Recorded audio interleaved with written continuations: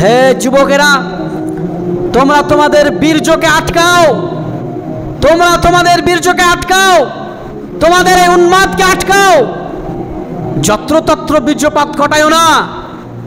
আল্লাহ তাআলার বড় নিয়ামতকে তুমি যত্রতত্র নষ্ট করিও না, এইটাকে তুমি মূল্যায়ন করো। খালি বীর্যপাত ঘটালেই হলো না, এর জন্য আল্লাহর কাছে কঠোরভাবে জবাবদিহি করতে হবে।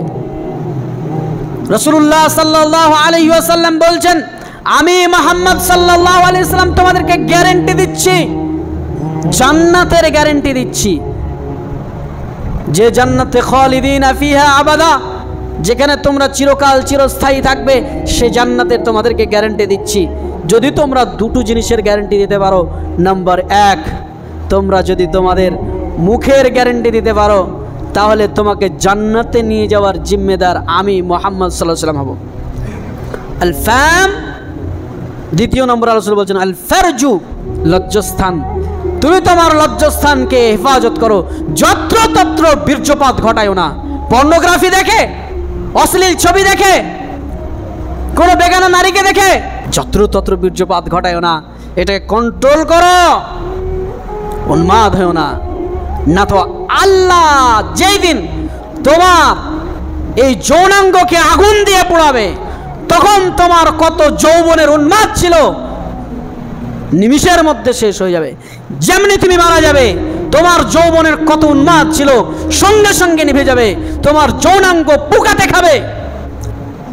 এখনই তোমার যদি মারা যাও, তোমার গোপন অঙ্গ থেকে রক্ত পুঁজ বেরিয়ে তোমার গোপন অঙ্গ পচে যেয়ে তোমার গোপন অঙ্গ থেকে দুর্গন্ধ বের হবে।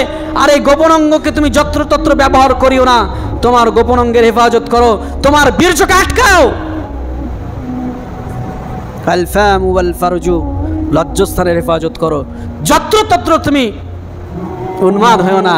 আল্লাহ বলছেন ইল্লা আজওয়াজিহিম আও মা মালাকাত আইমানুকুম, শুধুমাত্র স্ত্রী, শুধুমাত্র স্ত্রী, আর কারোর কাছে এটা তুমি লঙ্ঘন করবে না।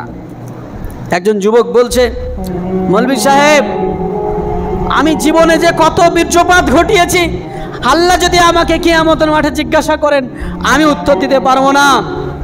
আমার এই হাতকে কত ব্যবহার করেছি অন্যায়ভাবে, কিয়ামতের মাঠে যদি বলেন, কিয়ামতের মাঠে আল্লাহ রাব্বুল আলামিনকে হাত যখন বলবে ইয়াতাকাল্লামুনা আইদিহিম ওয়া তাশহাদু আরজুলুহুম বিমা কানু ইয়াকসিবুন, হাত যখন বলবে এ আল্লাহ তার গোপন অঙ্গ ব্যবহার করেছিল, এই হাত দ্বারা কত বীর্যপাত ঘটিয়েছে, আমি এই হাত আজকে তার বিরুদ্ধে সাক্ষী দিচ্ছি।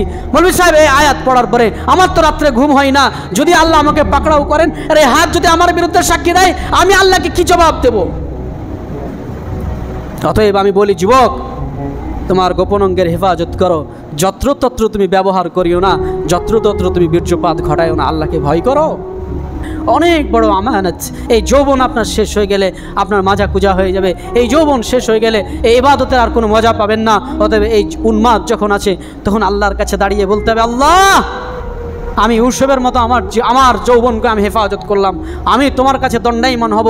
অতএব আমি এই পবিত্রতা নিয়ে তোমার কাছে দণ্ডায়মান হতে চাই, আমি এই অপবিত্র দেহ নিয়ে তোমার কাছে দণ্ডায়মান হতে চাই না। যা করেছি ভুল করেছি, আল্লাহ তুমি আমাকে হেফাজত করো।